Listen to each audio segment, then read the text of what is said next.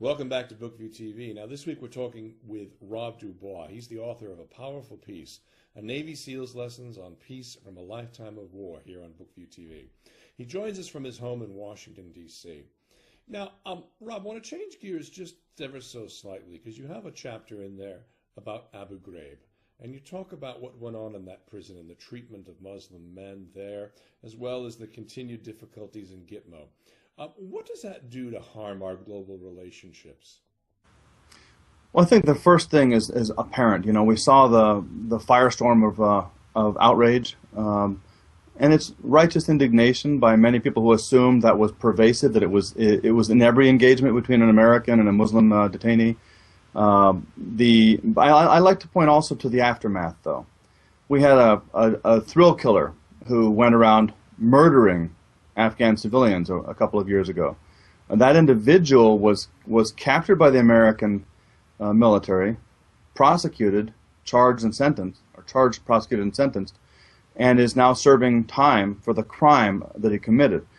Our enemies, the actual enemies, jihadis, random murderers, which is what they are, simple criminals, self-justifying with some kind of a background in righteousness, killing for God, murdering for God.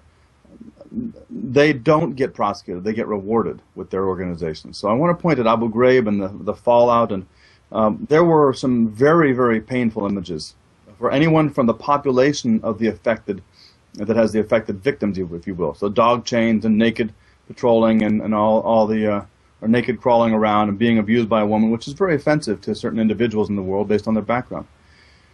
So that causes massive upset to our international relations. It causes massive potential for damage, potential for murders that would follow, for destruction to our engagements. And those who might be on the fence and saying, you know what, I want to back America because they are pushing out brutal murderers in my existing state, they can say, you know what, if this is how it's going to be, then I'm going to go back with the people I know. There's brutal murderers in here, yes, but we're not being tortured on both sides. So what it becomes, again, back to the obligation. Anybody who sees, any of us individuals in America or anywhere else who sees a wrong aspect of what our group is doing must speak up, must address it. We have whistleblowers all the time. We have other guys who, I don't consider every person who speaks out in opposition to our cause to be a whistleblower. Some are grandstanding. Some are very much in service to themselves. But ultimately, indecent, indignant treatment of others is counterproductive. It destroys our potential to work with that population in the future. And I'll come back to what you mentioned at Abu Ghraib. The scenario was I spoke with a guard when I was doing an anti-terrorism assessment there back in 04, 05. And I asked him how he dealt with what I called scumbags. Looking through the yard, I was looking at all the detainees. And I was wearing my uniform and my SEAL trident and my weapon. And I was feeling very self-righteous myself at the moment. And I said, how do you deal with these scumbags? Because there were several thousand people there at the time. And he said, I try to treat them all with respect. And I didn't understand what he meant. I said, how do you respect a scumbag? You know, murder.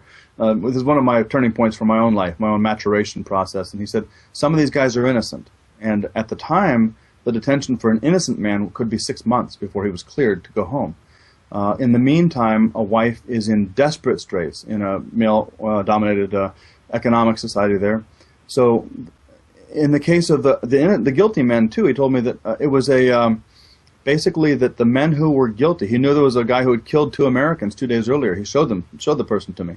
He said, but I still treat him with respect. I behave with respect, and he gives me more of what I want, compliance and going to the chow hall or whatever, where the other guards would not have that. So, what he was teaching me on the spot was that respect expressed in any engagement with an enemy, if I'm killing someone, there's no sense. Even Saddam Hussein on the gallows said to a couple of young Iraqi officers who were heckling him, said, "Are you behaving like men right now?" And that was minutes before he hanged, minutes before he died. So I believe that respect is a fundamental success plan for any one of us in doing anything we want to work toward our own agenda.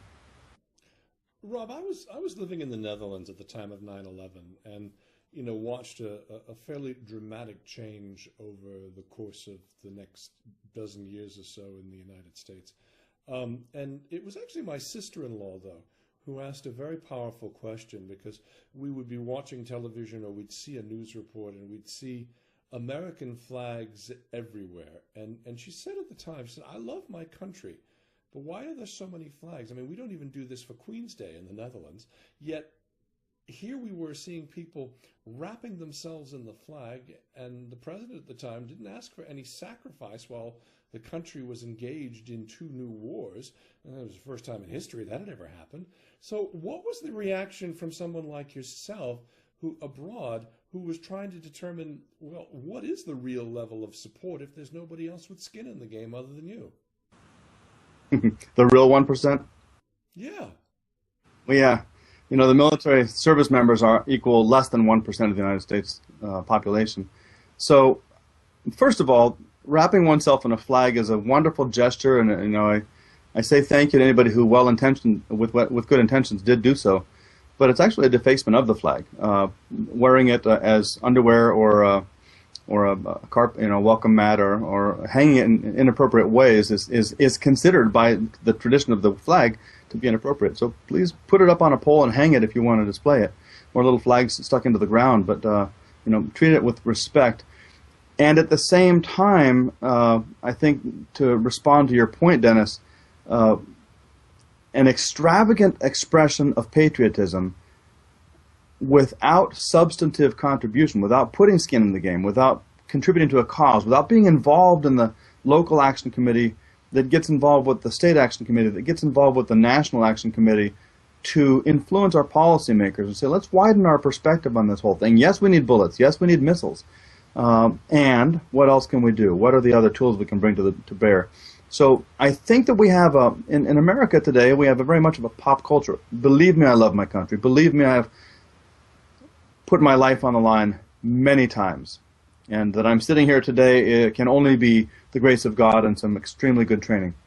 But we don't need to be sort of a, if you will, pardon my expression, Jerry Springer, if you're watching this, Jerry Springerized our love of the country and our love of humanity, because that's what American freedoms are all about. It's not that Americans get rights, it's that Americans model the way that the world can live with dignity and respect, that individuals can have civil rights and human rights and be living in a safe environment in their neighborhood. Extravagant or over excessive patriotism without the substance of action and speaking and learning behind it can be counterproductive, because it makes us look vacuous. It makes us look silly, if you will, when the rest of the world says, we're dealing with these issues right now. We've got a genocide in Rwanda. What are you doing in America? Oh, we're waving flags and talking about how great America is. Better still to use some of that energy toward dealing with the actual problems. Well said. Well said. You know, my last question, Rob, in this is how can the U.S. become a better force for good and change, particularly with our image? What do you propose we all do, particularly in your day job now, to create better understanding in this part of the world? I advise commanders, including SOCOM and other very, very high-level folks around the DoD, and statesmen, and commercial private interests, nonprofits. I advise everyone to communicate better on what we're doing that's right. It's Information Operations 101. We do it from all the way from the dark side in psychological operations and twisting the truth and creating a wrong image on our enemy's part so that we can exploit that misunderstanding of his, all the way to the most well-intentioned stuff of saying, you know, this is what happened. I wrote a book called a chapter in Powerful Peace called Enter Indonesia Now. So when tens of thousands of Indonesians were facing death and death from disease, immediate mechanical death and death from disease, and millions were facing homelessness and all the accompanying. I mean, Mel Brooks said comedy is when tragedy is when I cut my finger.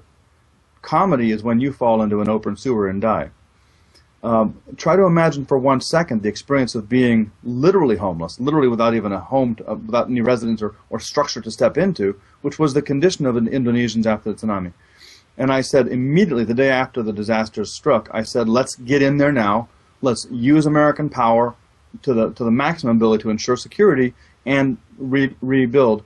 And also then let's talk about it, because we have to get the word out. And I think we fall flat on our face there publicly on the international stage in saying we did this, because Indonesians know. And by the way, one of the reasons I was focusing on Indonesia, entering Indonesia now, is because it was a perfect opportunity to do great good and to communicate great good. It's the highest per capita Muslim population on the planet. So now today there are many Indonesians with incredibly powerful memories and stories about what America did there. Thousands and thousands and thousands of GIs, including the Marine Corps and the Army, and sailors flew in there and sailed in there and helped. But the world doesn't know that. So our jihadi enemies, the people who are literally just murdering out of self-interest and claiming it's for a divine purpose, have plenty of material to talk about. The wrong we've done in Abu Ghraib, which is very real wrong. And I never deny that. And in fact, honesty and truth and transparency and accountability are huge fundamental platform pieces of Powerful Peace and our new Seal of Peace Consulting. So ultimately we need to do better as much as we can with a wider spectrum of tools and talk about it better, communicate those ideas, communicate what we've done, because when the jihadis have all the good news stories for their purposes that are against our best interests, but not the good news stories from our perspective, then they naturally are winning in that campaign. Well, Rob, we need more men and women like you out there thinking these issues through of what to do after we win the war and then winning the peace as well. I want to thank you for joining us this week on BookView TV. It's a real pleasure, Dennis. Thank you so much for having me. Our guest this week has been Rob Dubois. Now, he's author of Powerful Peace, a Navy SEAL's Lessons on Peace from a Lifetime on War. It's available in ebook and paperback formats on sealofpeace.com. That's his website. And you can reach Rob and his group on that website, sealofpeace.com, and you can follow him on Twitter. He's at Rob Dubois, D-U-B-O-I-S, and also on Google+. Thanks for joining us again this week on BookView TV. Tune in again next week when another author will sit across the Skype table from me, where we'll once again discuss books and the craft of writing. I'm Dennis Campbell, saying thank you and good night.